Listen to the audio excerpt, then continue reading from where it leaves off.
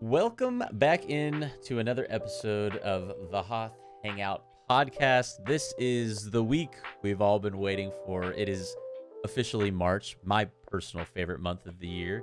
And this year, for more extra reasons than it normally would be, we get two simultaneous shows. Of course, Bad Batch, which we've been covering for the past, I guess, 8-9 weeks now.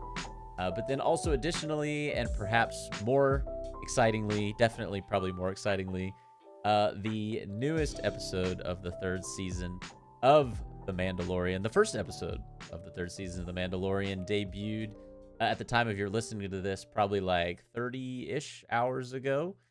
And if you haven't yet checked out Joey and I's reaction to that first episode of the third season of The Mandalorian, we live reacted to it, and for those of you listening to the audio version of this, you can check out our live reaction over on YouTube, which, by the way, if you're not subscribed to the Hoth Hangout YouTube channel, definitely go and check that out and drop a subscribe. That would really be quite awesome of you. So we're going to break down both The Mandalorian as well as the 11th episode of the second season of The Bad Batch today. But before we get into all of that wonderfulness, Joey, what's going on, dude? How was your day? How are you? We pretty good. Didn't get much sleep. We True. both you and I stayed up till 2 a.m. to watch the episode and do our live reaction video, as you said. And then my daughter was awake while that was happening, so I had to stay up with her till about 4 or 5 in the morning. And then she only slept for a couple hours, so then I had to wake up at like 6, and yeah, it was a big mess. So, but we're here, we're living, and we're excited to finally talk about the newest season of Mandalorian, and of course, our home away from home, Bad Batch, apparently. Yeah, and I will say, well, we're gonna break down the Mandalorian first, but it was also a really good Bad Batch episode too. Like, arguably, I would definitely put it as a top three of this Mhm. season. Um, I would. There were parts of it that made me want to put it even as my favorite. But we'll get into the Bad Batch stuff here in a bit. So I guess let's hop into some of the Mando stuff. Did you have any thoughts just overall before we get into kind of the nitty gritty details of the first episode of that third season? I don't know if there has been any episode of Mandalorian where I had smiled so much It's true. just watching through it. A lot of Grogu action. We saw I forgot the name of the species that is Babu Frick. Is it Anzelin or Starts with an something like A. It's that? like an Emmer or something. I'll look it up. Amazelin or something. Yeah. So seeing a little workshop of those little dudes just trying to help them out, I think, and even just some of the writing. We got a dad joke from Din Djarin. I mean, there was just a lot of smiling going on with this episode, and rightfully so. We've been waiting a little while for a season 3 to drop, and so it's good to be happy about it. Yeah, Anzelin, by the way, is And the Zelin, the okay. Babu Frick species.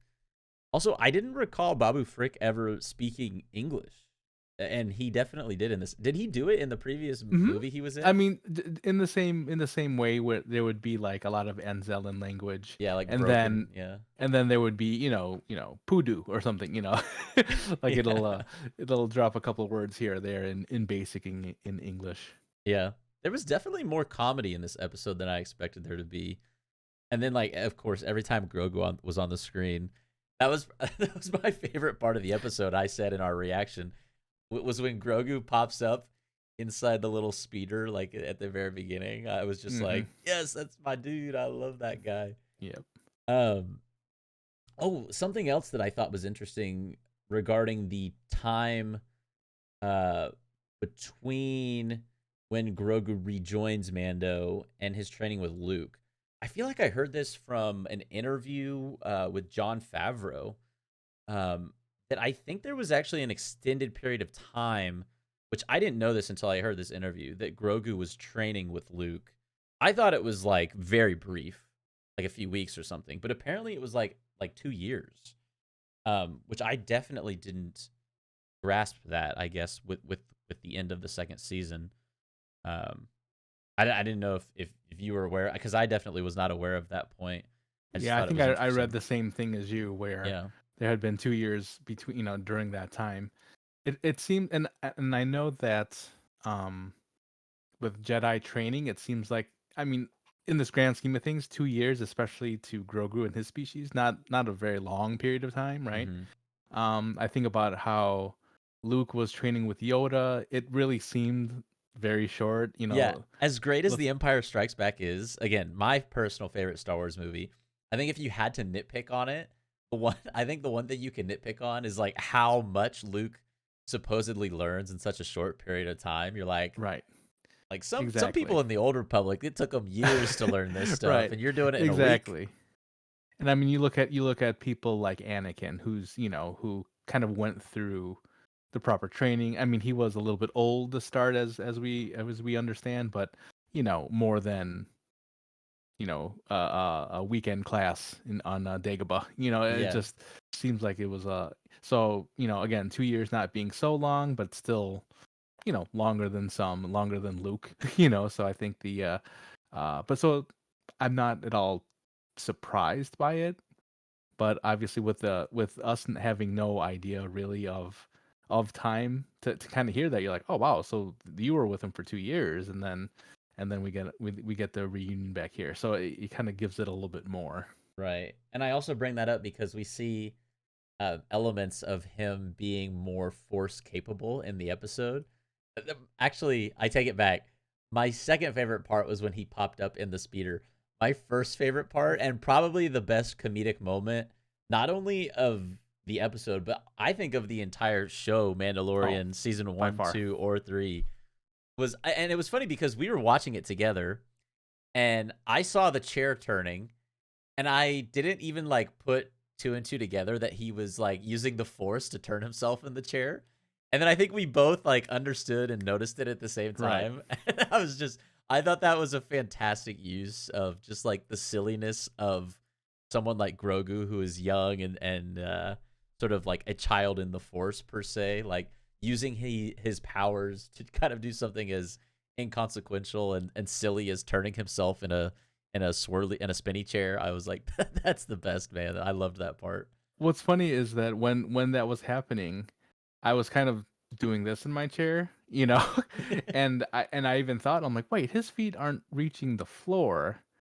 How is this happening? Like, for a quick second, I thought it, and then you kind of see the hand moving along. I'm like, all right, Grogu, I see you. I see what you're doing here. Yeah. Just kind of showing off a little bit for everybody, and then he grabs the little, I don't know, tic tac. I don't know what that was exactly. On the table, because Grogu's got to eat. Grogu's a growing little dude. So, Hmm.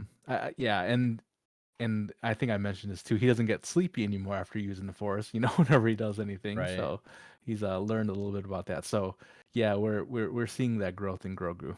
Definitely. Yeah, I think, and I like the fact that we bring up Grogu because this is kind of a good transition into what I wanted to talk about next. Because so much of the Mandalorian in the first and second season was about Grogu. Um, for more of it, Baby Yoda before we knew his name was Grogu. And so it was this mission of Mando on this journey with this Baby Yoda at the time to try to like figure out like, let's get him home, let's get him taken care of, let's make sure he's seen after, let's get him back to his people, which eventually he's like, let's get him to a Jedi, let's get him trained, whatever, right? The whole first 2 seasons is about the this journey of these two, and more so than the journey, their journey with one another and becoming friends, and more than friends. There's a father son bond there, and so that, and we talked about this, I think, in our trailer reaction. That is what has me intrigued and slightly, I don't want to say worried, because I thought the first episode was really good, and we can maybe give it a grade here in a bit as well. But um, the focus is not what it was in seasons 1 and 2. Grogu has made the decision to be with Mando, and Mando's chief objective, kind of oddly, at least from I think both of our perspectives, which we discussed, is that he wants to now be known as a Mandalorian. Like the taking his helmet thing off, I guess, got to him a little bit, and now he's like, well, I have to go bathe in these waters to like regain my Mandalorianness, if you will. And so I just I feel like there's something else at play here, me personally, because I just don't think it falls in line with the character development that we saw in the first two seasons, which has me a little bit confused after this first episode. But I guess I'll leave it at that. Did you have any thoughts on kind of his mission and even at the end of the episode we see Bo-Katan and kind of there's an interaction between them two and she's definitely on the side of like what you're doing right now going into the mines to bathe in these waters is idiotic. Like what are you talking about? What did you think about that whole interaction? Well, to start, I fully agree with your thoughts, and we kind of discussed it that it didn't seem in line of what we had seen the past couple seasons, where I guess I should say this. So his Mandalorianness, it was very, very uh, prominent, in the first season, where he was, this is the way, and talk to the armorer, and have all this, making sure the foundlings are taken care of, all of this stuff, right? Um, that kind of slowly fades away a little bit where when Grogu comes in, and especially with his bounty hunter ways, his focus again was more on Grogu and the well-being of Grogu, right? So, and now that essentially they have this life together, right? I mean, this is what their life now. And even when they had interacted with Grief Karga there on Navarro, Grief saying, "Hey, I can give you a spot here. We could just hang out over here. You and the little guy can just shack up over there and just have a good life. And I'll give you a job. You could be the marshal." And um, you would think that that's a pretty good option for him at this point. Um, to throw the confusion of this Mandalorian, and I kind of mentioned it, very religious tones of even as we started this episode, we kind of saw this little boy who was becoming a Mandalorian, right? That's kind of what it looked like. We questioned if this was a flashback, if that was Din Djarin, but it seemed like it wasn't. So even those rituals that they have are very religious tones, and um, and so I can see how you can't. It would be hard for him to just scrap it, right? For a majority of his life, I don't know what Din Djarin's age is at this point. But let's put him in 30, 40 or whatever, right? So I have no idea if that's right. Um, so for decades of his life, he has been a Mandalorian. For him to cut it off and just say no more, that's kind of hard, also, right? So let's Yeah. if we look at it from that standpoint, I could see how maybe he still has a pull towards that. But I believe a lot of that is because he didn't really have anything else, right? Um, so when Grogu comes into his life, he's able to find, a little bit more fulfillment, a little bit more joy, and you can tell he likes being dad. You can tell he likes being that. In that little workshop with all the Anzellans, he's trying to get information on because just to go back to the episode, he wants to get IG-11 Mhm. back and working so he can go back with IG-11 back to Mandalore for some reason. I'm not quite sure exactly Yeah, the reasoning behind that. So that had very much Bad Batch vibes. I think we are just Bad Batch like crazy, I where it's was just gonna like say the same thing. this side mission for really no great reason, to happen. So what happens is that he wants ID-11 to escort him back to Mandalore to help out with that. They try to put him back together. He turns in this zombie version of IG-11, kind of back to the original protocol where he must eliminate the asset being Grogu. And then there's this really creepy like crawling crawling scene where it's half of IG-11 is kind of crawling, and you could tell they did like the kind of the frame skips Mhm. where it was kind of giving that little scary vibe there. So that was actually kind of fun and interesting. Definitely haven't seen that in the Star Wars, I don't think. Well, maybe in Rise of Skywalker with Palpatine, but anyway. um What movie? and your favorite episode 9. There's an episode nine. The first time we saw an Anzellan, that's what I'm Hmm. saying.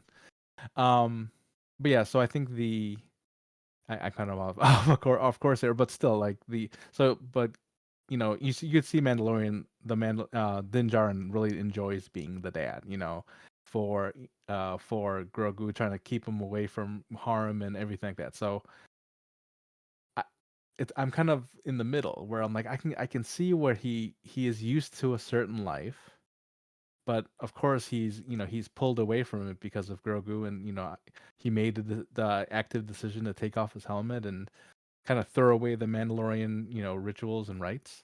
So, I mean, I mean, I could see both ways. So, he's conflicted, and maybe he's just trying to lean back on something that he's used to. Yeah, yeah. I'm glad you brought up the other side of it too, because I can buy from a character development perspective that it's him. This is his whole life up to this point. This is what he knows. He would want to still have this status as a Mandalorian. I can buy that. What's harder for me to get around is the fact that like this is supposed to be like our main motivation to like care about the mission of the show. Hmm. Like is Din Djarin searching out to regain his status as a Mandalorian enough to hold interest in the Mandalorian as a show?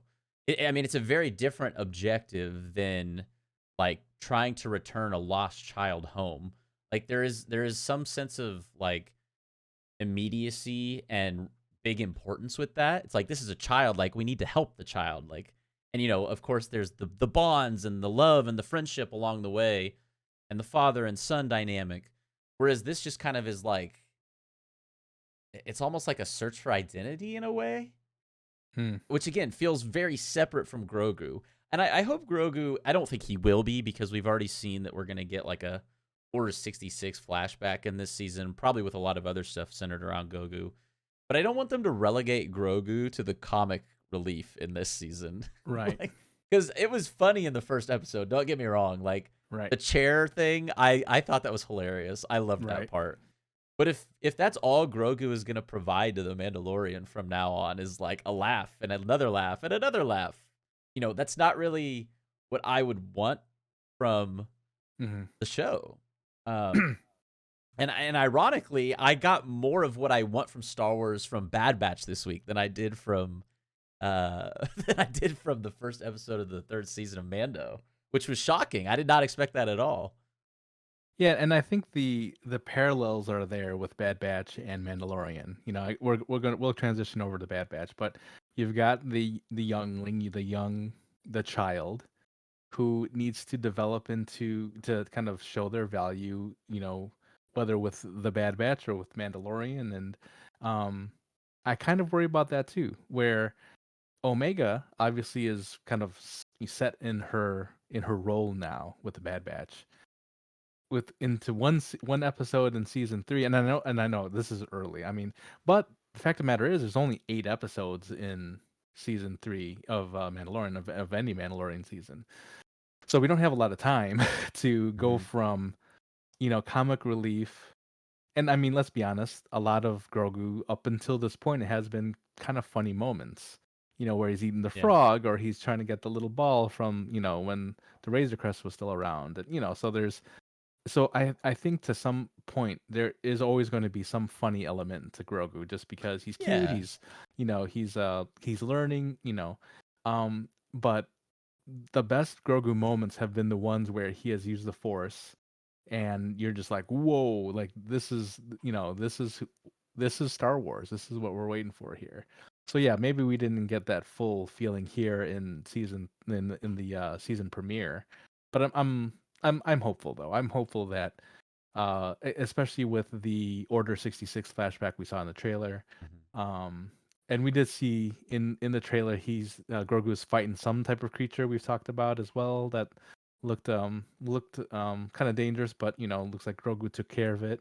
Yeti And esque. yeah, exactly, Yeti-esque. But so I'm not too worried about it right now. I'll be worried if we're three episodes in and there's no progress with Grogu. That's when I would be a little bit worried. But as of right now, I was just happy with the episode. Happy to see Grogu, Din Djarin, and the crew. I have one more thought, one more question, and then I'll probably rate the episode on a scale of 1 to 10. Where do you think we end season 3 with Grogu? Like, what is Grogu's role or status, or like how has he developed as a character by the end of season 3? Because I genuinely don't know what the answer will be. Right. Because it doesn't feel like he's on the path of a Jedi, at least a normal path of a Jedi, after choosing to stay with Din Djarin over going and training with Luke. I just feel very much like this show is going to have to evolve a lot in this season, and I think it might lose people along the way. I worry it will lose people along the way. I guess I'll put it that way. I'll be there for the whole thing, and I'm great with a show about focused solely on Mando and Grogu being a part of the show. I just think it's different from what we've had, and so I think it's going to take adjusting to. For me, it is definitely. I'd probably give the episode like I always hate to be too critical on the first episode. I'm gonna say like I was gonna say 7.5, but I'm gonna oh, I'll say 8. The chair scene, Okay. just because Grogu used the Force with that chair. So are we saying a B, like a solid, like a B, B Yeah, minus? I would probably say B minus. Maybe that's Fair. not an 8 out of 10, but I Yeah. just I feel like it didn't do anything that was over the top. You always kind of want something in that premiere episode where you're like, "Holy cow!" Like that just happened, and I didn't really feel like we got. I mean, the big reptile alligator thing at the beginning was cool. Don't get me wrong, I loved the scene. It was awesome, but it wasn't something like earth shattering or groundbreaking to the Mm-hmm. story or the overall lore of Star Mm-hmm. Wars. Yeah. I think what we're gonna have to get used to is the Force user is not the main character of the show, right? Sure, and I think Um, Andor has been a good transition into mhm, that sentiment. right. But I mean, in Andor, there is no Force user, right? I mean, Right? Yeah. in this case, the Force user is Grogu, Hmm. and Mandalorian is the lead. So I can't. There aren't many shows where at least if the Force user exists in the storyline where they are not the sole focus or the main focus of the story, Hmm. right? So in this case, I think we're going to see Grogu take that passenger seat along for the ride with Mandalorian with Din Djarin, mainly because one, I mean, Grogu doesn't really speak, right? I mean, he kind of coos, and if you watch the subtitles, it's always Grogu coos or something like that. So I think that we're going to just have to kind of get used to that. So as far as the development of Grogu, without being able to speak, without I don't know how much more we can get out of him. Whereas with Din Djarin, obviously he has these conflicts if they are conflicts, eventually he's going to run into certain situations where he has to get out of. Grogu's going to help out, that I see those types of episodes coming where and I don't want that to be a repetitive mission Bad Batch type of thing where just like, all right, I gotta go do this thing. Oh no, I'm in trouble. Grogu, do your thing, and oh, I got you. And then and then the little sparkle in the eye, whatever. So I think I worry, I don't want that to be the case. But hopefully, Star Wars, directors, see what they have here. They have the opportunity of, developing Din Djarin into this very full character because let's remember, when we first see Din Djarin, he's just a bounty hunter, and that's kind of all he did, So, to and of course a Mandalorian. So those are very strict walls that you kind of have to stay within. But now he's kind of a caretaker. He is the dad of Grogu, and so there's a lot more that his life can offer to everybody now. So hopefully, by the end of the season, that's what we see in him. Like I said, the Grogu development, I don't know what you can get into a full season. I don't know how long the season will be as far as time inside of Star Wars timeline. But either way, I mean, just happy to see it back for the next 8 weeks. I'm gonna go B minus as well. there were some great moments. There were very funny moments. I did enjoy the the space battle that they had with Yeah. some of the, and we did not talk about that captain that looked kind of crazy looking with the green moss on his face, Oh and yes. I think it's was it Captain Shards or something like that? I believe the Yeah, something like something that. like Yeah, that. it reminded me very much of one of the Pirates of the Caribbean. I forget who who Davy had the Jones. Davy Jones. Yes, right, Yeah. right. Kind of reminded me of that, but just like the seaweed version of him. It was kind and normally when because this is a new species from what I've seen anyway. I don't remember ever seeing that kind of species in Star Wars. So that's kind of always kind of cool to kind of see a new species kind of come into Star Wars, and I'm sure we'll learn more about because that's not the last we're going to see of that captain either. At least I don't think so. So because they're on the chase for Mando at this point. So I think it was good. I think the appearance of Bo-Katan is always great. It's always welcome. Mhm. And but to kind of see her on the throne, just Yeah. chilling, just waiting around for, and kind of like, what are you doing like the rest of the time? You just kind of wait there, I didn't see a microwave or anything. Do you cook? Do you have any food? You know what I mean? So it's just something funny, but either way, it was I enjoyed the episode. It's Mandalorian after all, and I have high hopes for the season, and I just hope they come through. Yeah, too. I'm looking forward to it. Like it's so short when you think about it in the grand scheme of things. Like we have 7 more weeks, and then it's like, oh, probably Yeah, have to wait another year and a half for yeah, the right. fourth And season. this was only a 35-minute episode too. Let's remember that. True, One of the shortest premieres for a Mandalorian for sure. true, true, true. Very, very last thing I'll say on the Mando, and then we'll move on to the Bad Batch episode. Um, I'm looking at the writers for all 8 episodes. Episode 4 and episode 7 of this season were both co-written by Dave Filoni. Interesting. Just a heads up, episode 4 and 7 might be the best episodes of the third season of Mandalorian. And most likely we'll see Ahsoka in Gosh, I hope so. there. I'm excited for that show. Hopefully that is gonna get a confirmation date here in the next couple weeks or months at least. But Or maybe by I'm hoping by Celebration they'll have a date. yeah, I wouldn't be shocked if they announce it at Star Wars Celebration. That'd be pretty cool. We'll be there in what 2025. Yeah, let's come on, wherever it is. In the middle of the United States, please. Yeah. Well, shifting more towards Bad Batch, I briefly mentioned that I got a lot more of what I look in Star Wars what I look for in Star Wars content out of Bad Batch this week than I did out of Mandalorian. Again, not to say I didn't enjoy the Mandalorian episode. I always am a fan of more Mandalorian. But Bad Batch just felt like it was so funny because we talked about in our previous podcast, like, you think they'll probably save like a not, kind of a below average Bad Batch episode to release the week of the first season of Mandalorian, just so it doesn't, compete too much in terms of the content of it all and the lore of all the Star Wars of it.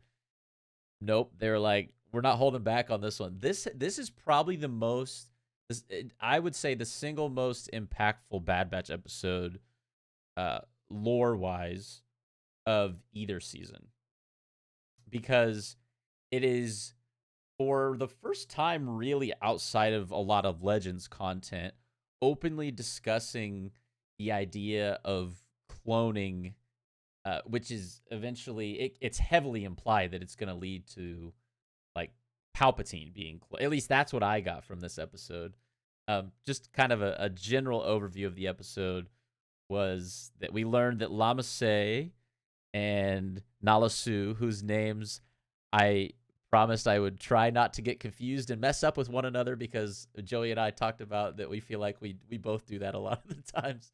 We switch those two names. Lama Se, the doctor, Nala Su, the prime minister, that they are both alive. I wouldn't really say well because they're both imprisoned, but they're both imprisoned by the Empire because the Empire is wanting to take advantage of this cloning technology, which the Kaminoans obviously had because of the clone facilities, which were previously destroyed in a previous episode of The Bad Batch. We learned that Emperor Palpatine, before he was Emperor, required Nala Su. I already messed it up again. Lama Say to to provide this cloning information and technology, which he instituted long before the rise of the Empire.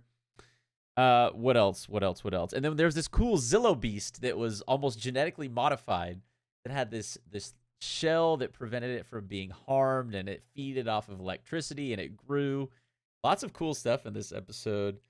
Of course, the Empire eventually captures the Zillow beast, which really, up until that point, was like the wow factor of the episode. But for me, it shifted to the wow factor being all this information coming out about cloning technology at the end. That was my best attempt at summarizing that episode in less than 2 minutes. I don't know if I did a great job, but what do you think about the episode as a whole? What stood out to you? I think that it was the cloning stuff. I mean, by far, because and there was some talk. I don't know if you had read the Aftermath books that were I out. haven't. I would Yeah, love to, and I so haven't.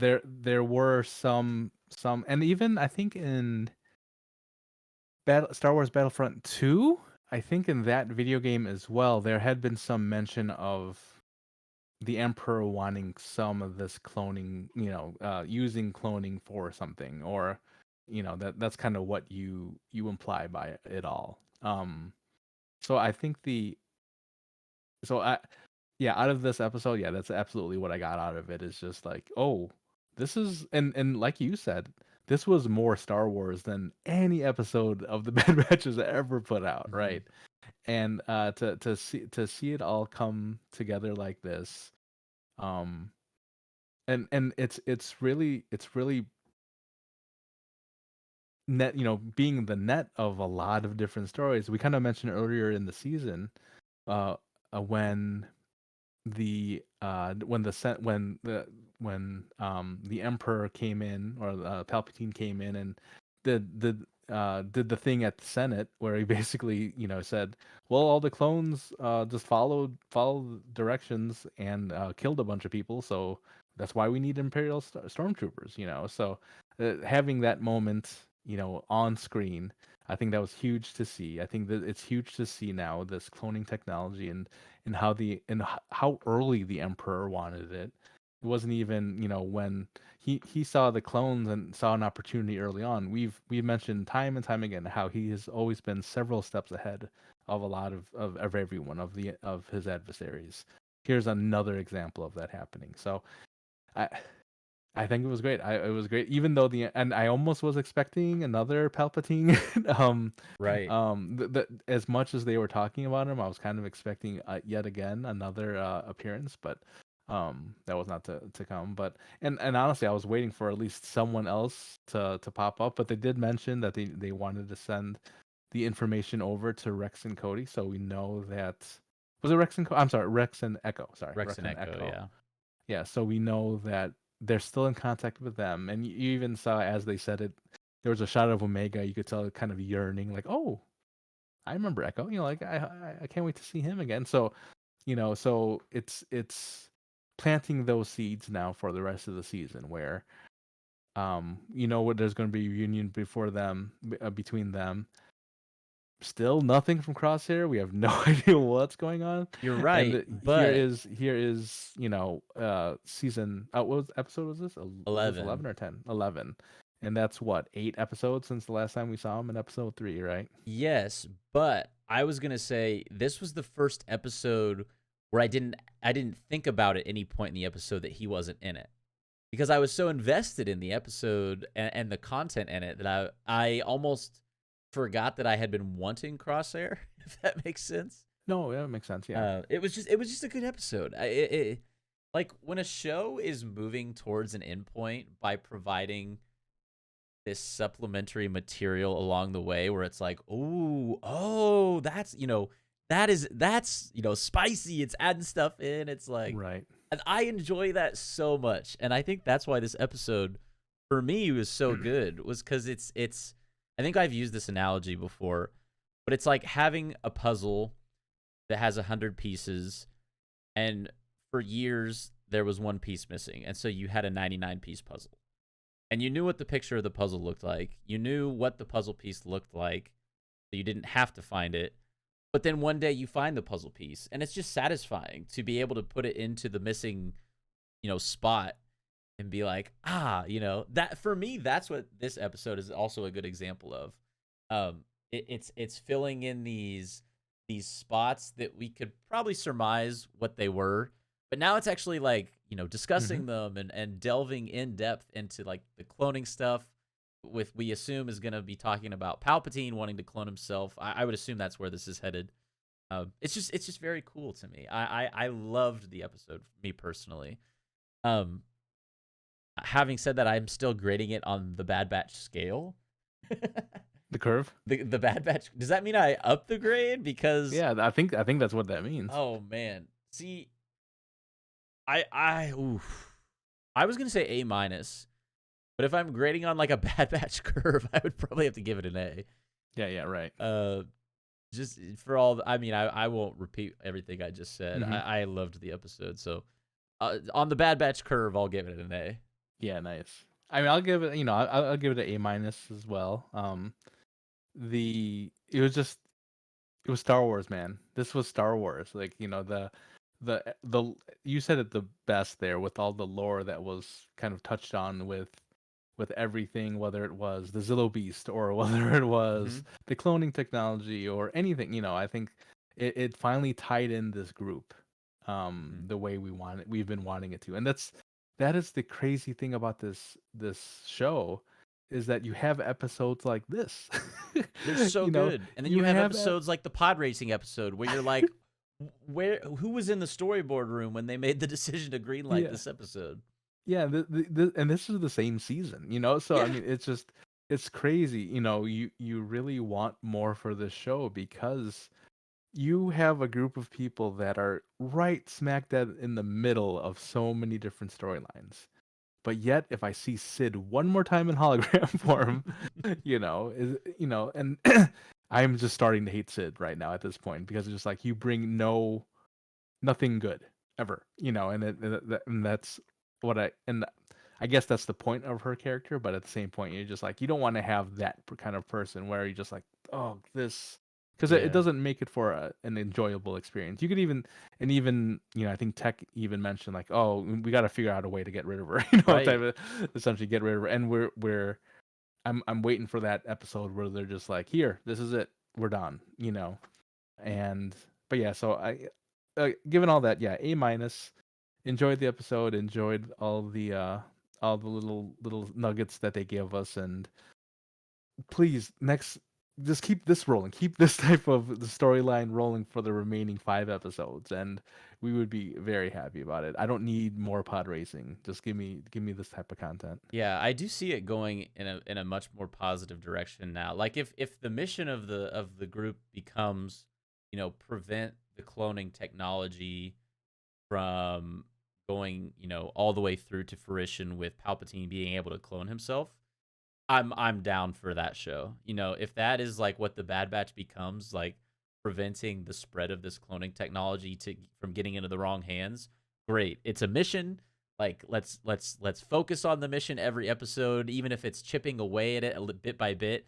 Just don't send me to this outer rim planet trying to retrieve this mineral for someone who I don't care about. Like let's focus on the cloning stuff. That it would just make the show so much Can you better. can you let's have fun with this for a second. Can you Yeah. imagine Palpatine getting a hold of the cloning technology and successfully doing it during a Bad Batch episode?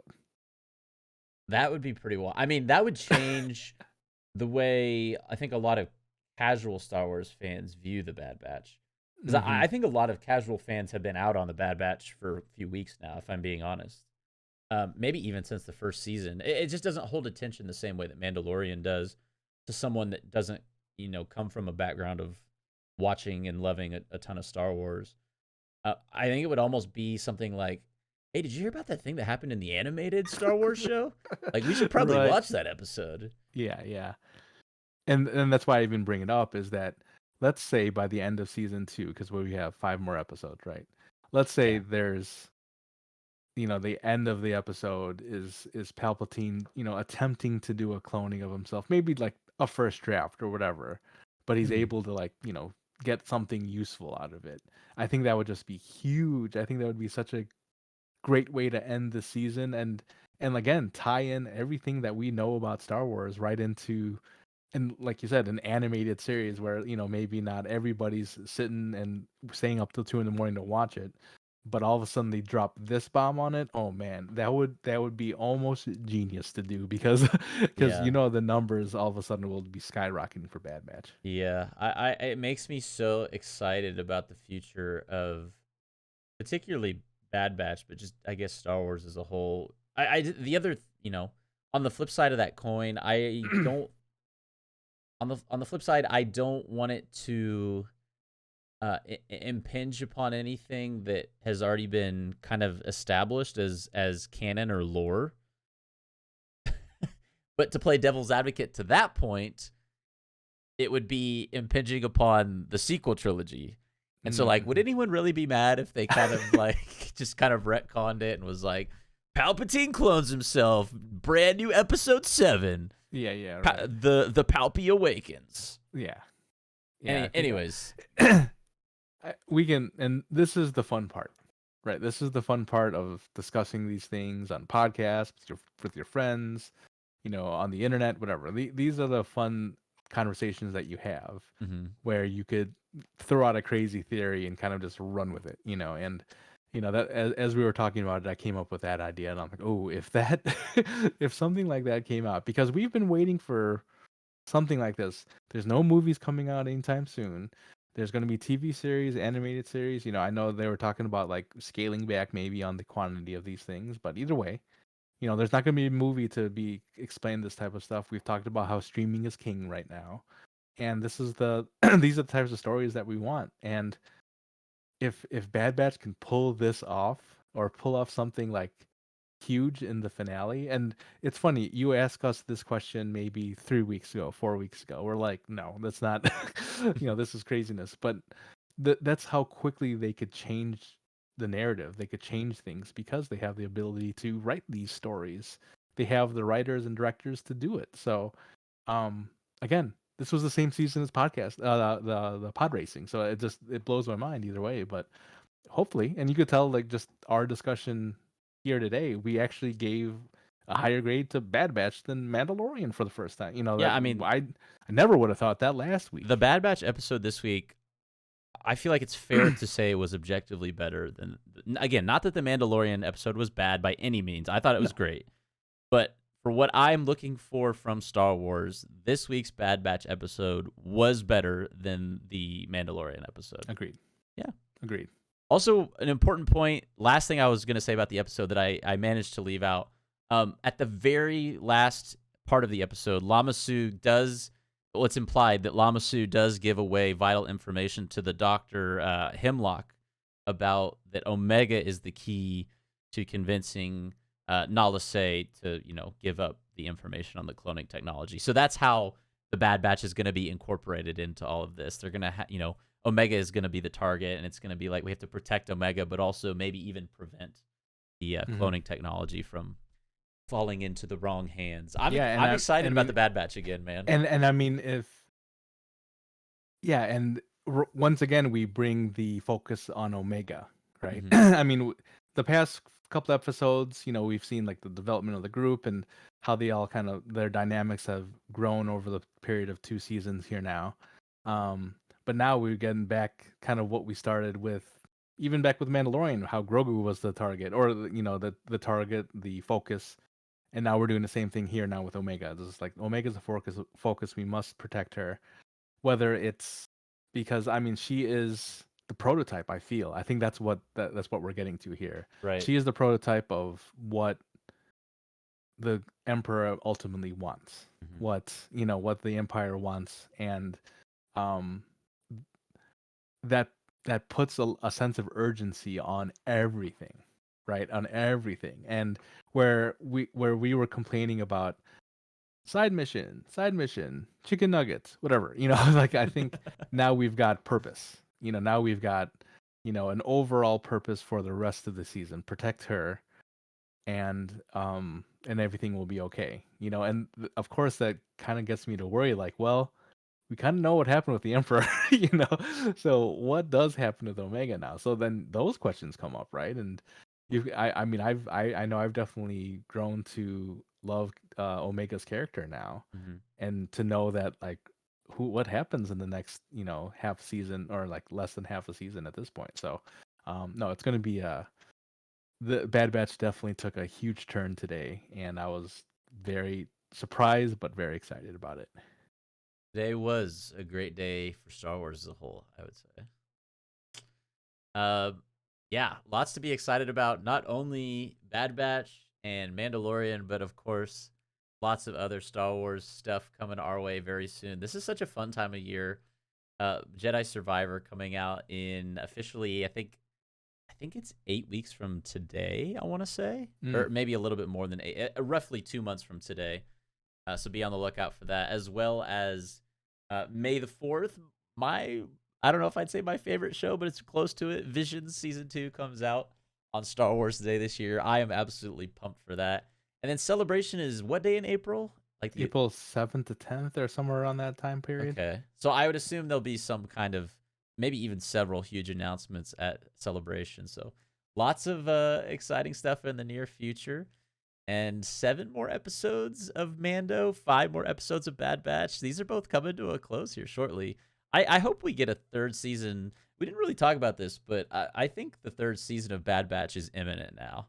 I feel like this episode really turned a lot of people, including myself's feelings around about having another season, especially if it's focused on the cloning stuff. So hopefully a third Right. season of that on the way in the future as well.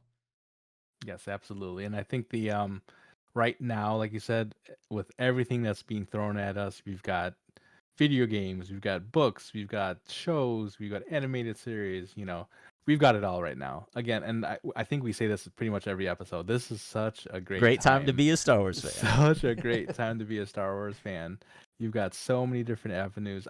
I can get it. I get it can be a little overwhelming. I am like 7 or 8 books behind of what I wanted to be reading right now. There's a ton of High Republic stuff that I need to catch up on. There's so there's a lot of opportunity. But part of it part of it is exciting because like by the time Mandalorian's done, by the time Bad Batch is done, maybe then I can pick up the books. Maybe then so there's always going to be something that I can go towards. I can go back and watch Clone Wars again if I wanted.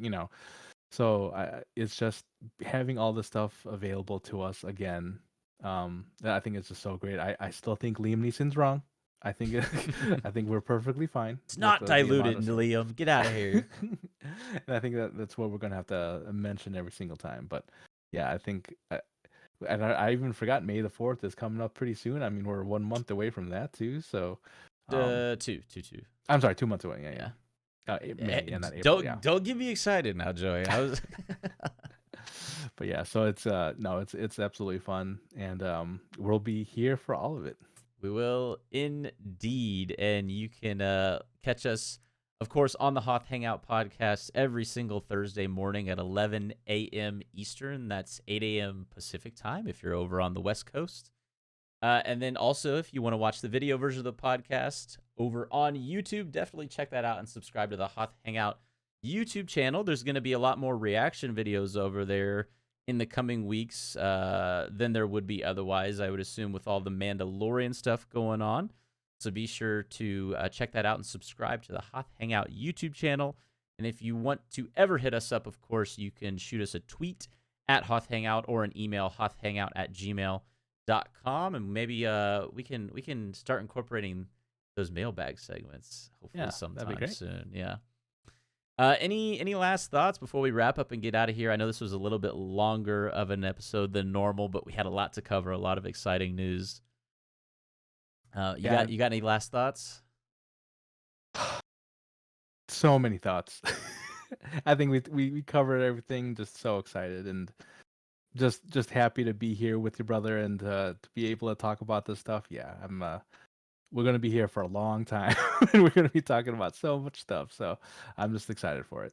Me too. Also, last side note: if last episode was Jordan episode, I think this is our Kobe episode. Oh, that's episode true. 24 now in the books. Kobe.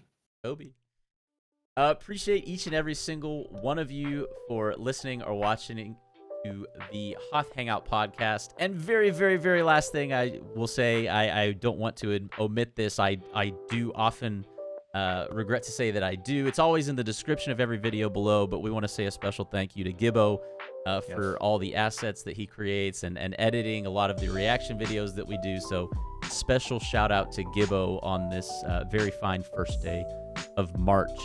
Much love, Gibbo. Much love, Gibbo. Appreciate each and every single one of you. Thanks, as always, for listening to the Hoth Hangout podcast. We'll catch you in the next one, episode 25, and may the Force be with you.